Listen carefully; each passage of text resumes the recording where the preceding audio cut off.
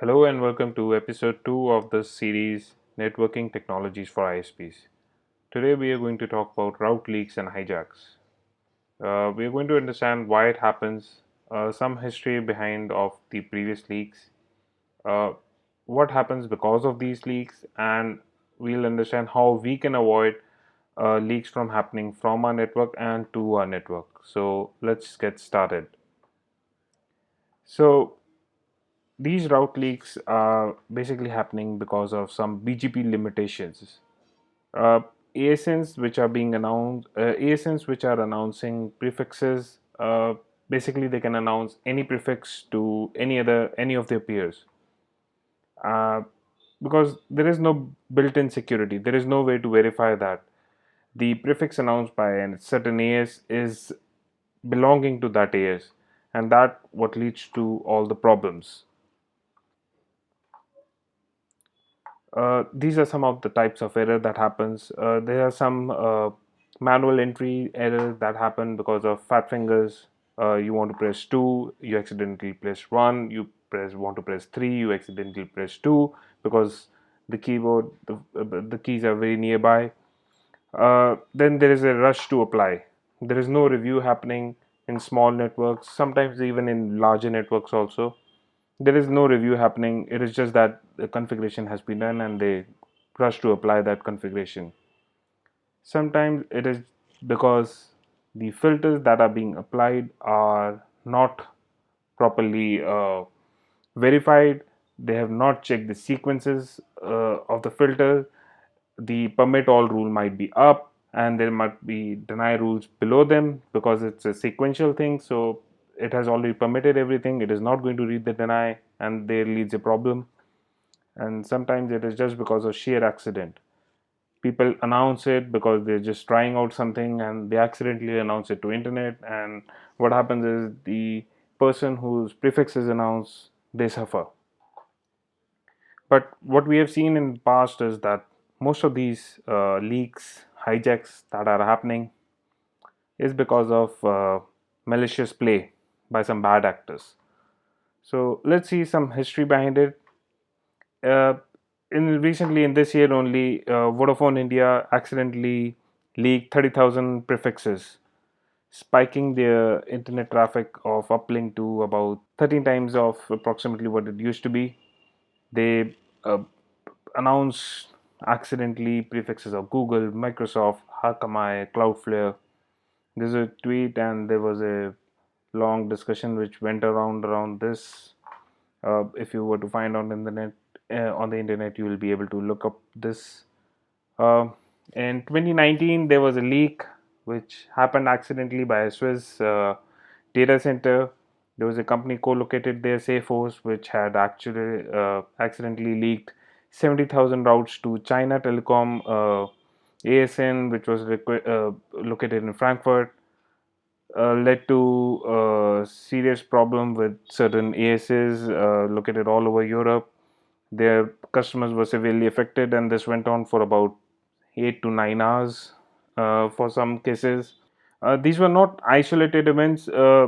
Many events have happened in the past. Also, there were leaks in 2004, 2005. The leaks had been happening continuously. Some in 2010, a Chinese ISP hijacked the internet because of this. So these are all not because of just configuration issues or issues with network engineers doing some wrong configuration. There have been some malicious acts also. So what has happened because of these leaks? At the juncture where the leaks were actually happening, as we saw in the case of Vodafone also, there was an unusual spike of uplink, the incoming traffic. At the end of the victim, they were not receiving any traffic because Vodafone might have been the preferred link. Uh, these continuous leaks or continuous wrong advertisements of prefixes may cause you to lose uh, credibility with your peer.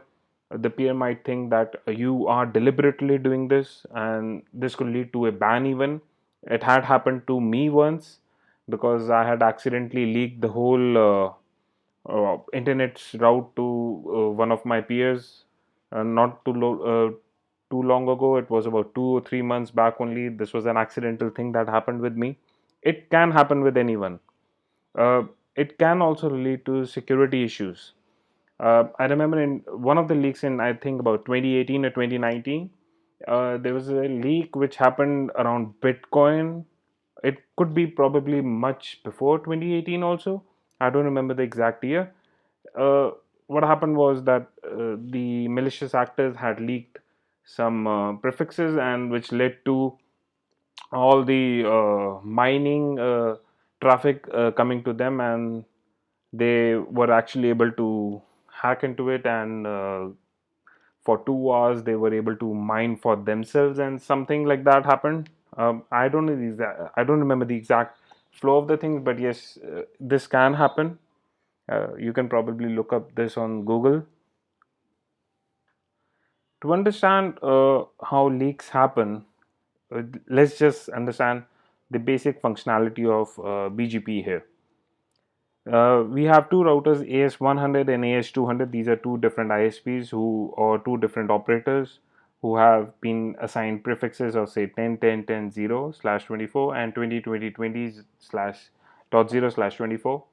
They announce it to the uplink AS-300 and AS-400 respectively, and once it reaches them, the path is for AS300, the path becomes AS100 for the prefix 10.10.10.0, and for AS400 uplink, the path for 20.20.20.0 becomes AS200. When they reach AS500, the new path becomes, if you have to reach 10.10.10.0 from AS500, it's first to AS300 and then to AS100. And similarly, if you have to reach to 20.20.20.0/24, the first hop is AS400 and then AS200. Same like this, the route propagates through internet, and finally at router 1, which was a AS100, the path to 20.20.20.0/24 becomes 300, 500, 400, and then 200, and reverse for 10.10.10.0/24 for AS200, path 400, 500, 300, and 100. And this is what you can do a lookup with a looking glass if you do not have that facility in your router, because almost all the major router like Juniper, like Cisco and all, they all have this facility. This is an output from Cisco. You can see that the AS-PATH attribute, which is mandatory and which comes with the route. So these are some of the ways that we can help the internet community of not creating the issue, and helping ourselves also by these issues not coming to our network. Let's look at the details of these resolutions one by one and see how we can implement this, or how these are beneficial to us, and what are the drawbacks, what are the advantages of each of these ways. So first is RPKI, which is a resource public key infrastructure. Uh, this needs an external validation server. Routinator is one of them. It's an open source. You can probably implement it at your end also. The major problem with this is that it is not supported by all router vendors. So there is no native support available to implement it directly. You can always do it indirectly through APIs or through by making Python scripts and all, but it is not available directly. I know in Cisco this is available. The other issue is that not because of this issue only, because it is not readily available as a direct implementation. Not all the TSPs or your telecom service providers are actually doing or implementing this right now. The major issue behind all of this is the cascading thing, is the domino effect, or you can say is that the issue why this is not being implemented, or this is not readily acceptable, is that not all the peers update their ROA records. Without updating their ROA records, wherein a digital signature is recorded, this will not function. So because of this, this is not readily being used. But there is a plus point. You don't need to set up any access list, you don't need to set up any prefix list. It can all be done or managed dynamically, and that is really helpful because it saves you a lot of pain of configurations. coming from saving the pains of all the configurations, prefix list, distribute list, AS-PATH, access list, these all have to be done manually. Prefix list is a bit advanced when compared to a distribute list, but both have the drawbacks. You can verify the prefix of the incoming route, but you cannot verify the actual AS path of that route. So it could be that I could be announcing the prefix from a totally different AS to which it was allotted to. So that won't make any sense of verifying it then, because we are only verifying one thing. And if we were to verify through AS path access list, again there is the same problem. I can verify the AS path from where it is coming from, but I cannot actually um, check the prefix what it is sending. So this is an issue. Both all these terminologies are of Cisco, but they are readily available and supported by all other variants in their own terminologies. So you can look up your vendor's documentation for that. The next up is maximum prefix. So the maximum amount of prefix that the router will accept. Now again, there is a problem. This is not actually security. Okay, I will accept only 40 prefixes from my peer. But what are those 40 prefixes? All those 40 prefixes might be just malicious prefixes being advertised by my peer. So what I'm doing is I'm just saying that okay, I'll accept the maximum prefix of 40, but all those prefixes can be malicious. So this is not again a security that you could probably implement to avoid route leaks, or avoid hampering your own network or your own credibility.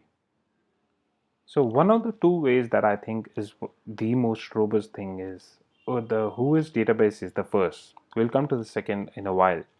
Why is Whois database robust? Um, you can ensure that the prefix and AS path attributes are in sync. You are checking the actual Whois database. So you can check up what prefixes does AS15169 Google advertises, and you can check up what does 8.8.8.0/24, which AS does this prefix belong to. Both ways you can check up this from a Whois database of an IRR, or through an independent third party like RADB, which most of the telecom service providers use, and this is updated regularly. Although the updation is slow, so if you were to update certain Whois record, it might take up to 24 hours in certain cases, but it does get updated regularly. It is not the case like RPKI where the peer will not even think about, okay, I bought this prefix from someone else, let's update the ROA record. They might just miss that, but they will never miss the Whois record, right? So this is one of the most robust things, and there are toolkits available to implement it, and which are totally open source. Again, like RPKI, this is a bit daunting too and will need an external resource to implement. For certain vendors, there might not be a direct toolkit available. So you might have to develop some Python scripts to automate this thing for you. But this is one of the two most robust ways to see that the prefixes that are coming into your router are from the AS that it's supposed to come in from. So the second most robust way, according to me, is the old-fashioned route filters. Because of two reasons. You know what prefixes you want to receive, and you know what prefixes you want to advertise. Plain and simple. You know, from your uplink, you just want to receive one prefix, say a default gateway. You know that, right? And you know that you have four prefixes of /24 to advertise, or two prefixes of /23, or a single prefix of /22. So like other methods, this method has its pros and its cons, and there are ways to implement it. So the first thing is that it has to be implemented as close to the edge as possible. You don't want routes to come into your network and be 2 or 3 hops into your network already and then get discarded. You want to discard the routes or the prefixes at the core, at the edge of your network. There are two ways to do it. Either you default permit everything that is, you permit everything and you deny only certain routes, or the second technique is that you default deny. So you deny everything which is coming in and only permit certain routes. Obviously the permissions have to be on top of deny all, otherwise nothing will come in. Again, as I said earlier, this has its limitations because everything has to be done manually. You have to ensure that everything is done properly. Obviously you can always automate it through Python scripts and all, but you have to understand the basic know-how of how to actually implement it. There are certain best practices to follow. That is, you don't accept any bogon ASNs, that is your bogus ASNs, your bogus prefixes. You can link to services like Simru who give you prefixes which are bogus. You can send them an email for a membership or something. I think it's free. The last time I implemented it. The next thing is that you never accept your own prefixes. Yes, this is a mistake that some network engineers do. I have done it in the past. There is no shame in accepting your fault. Anytime in networking, you should accept if you have done something wrong. This is the way you learn things. Also, if the AS path is too long, you don't need to accept it. So if the AS path length is say 63, 64, it's just an example, right? Why would you accept it? There's no point of accepting it. If your peer is sending you default that is 0.0.0.0/0, they are basically saying that route the whole traffic through me. And if you have not requested it, that doesn't make any sense. Why would you do it? The last best practice is to accept prefixes only which are valid, which are in the Whois record. You can do this manually for a small network, but for a larger network, you need to automate this. There are toolkits available, as I told you. I have left some toolkits, web links in the description below, through which you can go and see how the implementation has been done. It is always good to protect your network from leaked routes or avoid, hijacking other people's routes.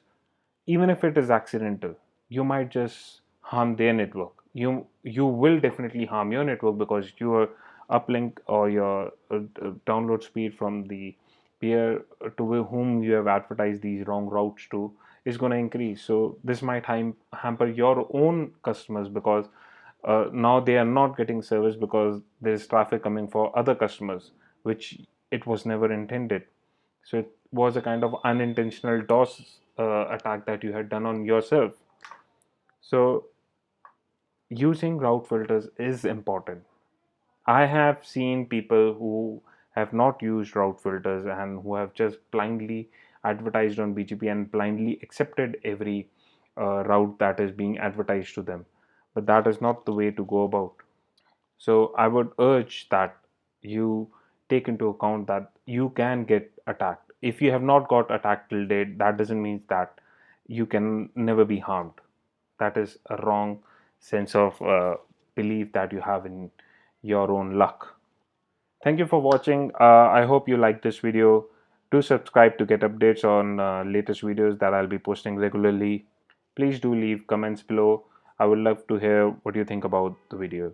Thank you. Stay safe. Bye bye.